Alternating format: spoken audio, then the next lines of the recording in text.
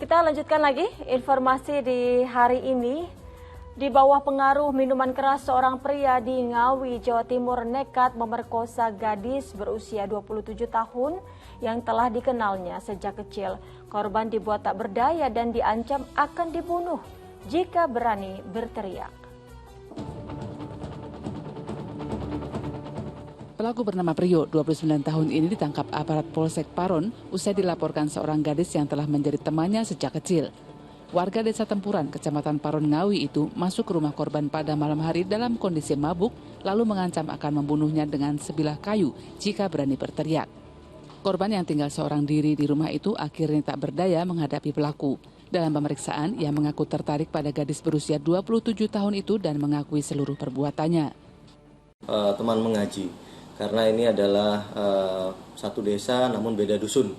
Jadi yang bersangkutan ini sering melihat dan yang bersangkutan ini masih bujang, masih gadis, masih sendiri dan tinggal memang dengan neneknya, namun rumah itu dia tempati sendiri. Sehingga modus dia sudah minuman keras sendiri, mabuk, dia memberanikan diri pukul 2 pagi itu, memaksa untuk memperkosa korban.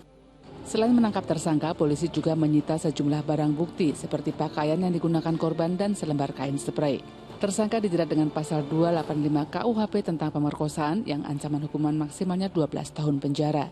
Dirgo Suyono melaporkan dari Ngawi, Jawa Timur. Lagi-lagi karena mabuk kemudian berujung kepada suatu tindakan yang merugikan orang lain. Nah ini Ustaz yang dari tadi juga Ustaz sering katakan bahwa mabuk itu adalah sumber dari petaka yang lainnya. Begitu ya Ustaz, ini memang terjadi lagi dan sepertinya di masyarakat ini doktrin apa yang harus diberikan lagi Ustaz untuk memberikan pemahaman kepada masyarakat bahwa mabuk, minuman keras atau apapun itu jenisnya yang membuat memabukkan itu adalah hal yang berbahaya. Ya itu dia ya, jadi di sini kan masyarakat juga saya lihat banyak sekali yang sudah membuat komunitas-komunitas gerakan anti minuman keras ya, dan lain-lain. Tapi memang ini tuh kan butuh bukan hanya amar ma'ruf tapi juga nahi munkar. Jadi artinya bagaimana sekarang peraturan-peraturan ditegakkan di dalam penyebaran minuman keras tersebut agar supaya tidak secara mudah bisa dikonsumsi oleh masyarakat. Nah ini kita harus bekerja sama, semuanya harus bekerja sama. Ini kan masalah yang sudah dari zaman dulu ya, sudah dari mulai awal kehidupan, masalahnya juga di sini ya, dari zaman Rasul dan lain-lain. Ini permasalahan khamr ini, karenanya alladzina amanu innamal khamru wal masiru wal ansabu wal azlamu rijsum min amali syaitan. Jadi jelas yang namanya khamr itu kata Allah, orang beriman itu khamr itu betul-betul perbuatan keji yang termasuk perbuatan syaitan, amali syaitan kata Allah. Nah, karenanya kalau kita mendekatinya berarti kita beramal sama dengan syaitan. Artinya kita mengikuti menjadi pengikut syaitan itu kalau misalnya. Dan Rasulullah SAW mengatakan orang yang meminum khamr sama dengan orang yang menyembah berhala. Artinya apa? Keluar dari keislaman. Kan ma'udzubillah min dzalik. Nah, tetapi kan amar ma'ruf atau nasihat-nasihat atau misalnya tuntunan-tuntunan ini belum cukup.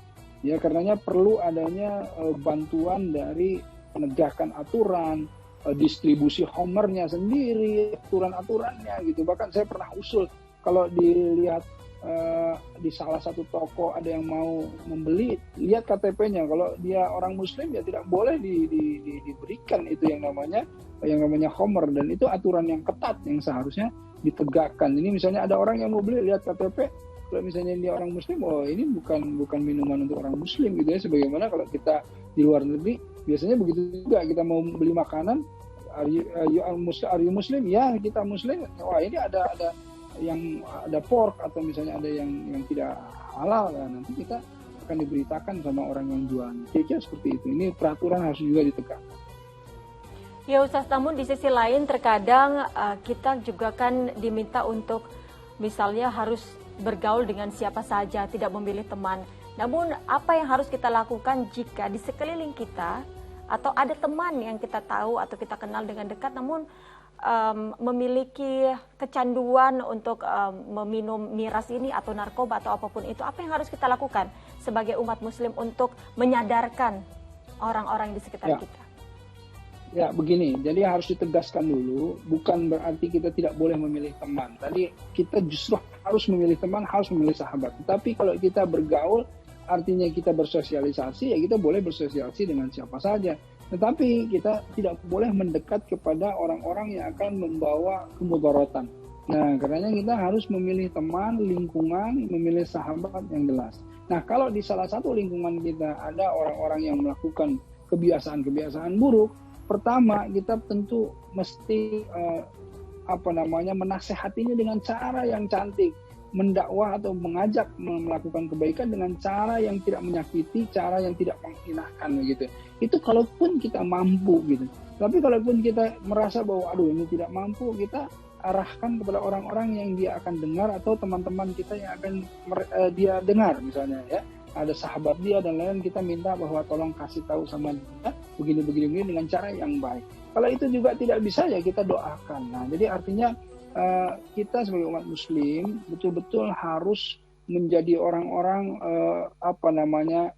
agent of change gitu, agen-agen perubahan. Kita tuh betul-betul harus amar ma'ruf nahi mungkar, tawasau bil haqqi, tawasau bis sabr. Jadi kita betul-betul harus menegakkan, saling menasehati sesuatu yang baik. Nah, inilah, tapi juga tidak dengan cara yang menyakiti hati, dan dakwah itu harus dilakukan dengan cara merangkul gitu kira-kira.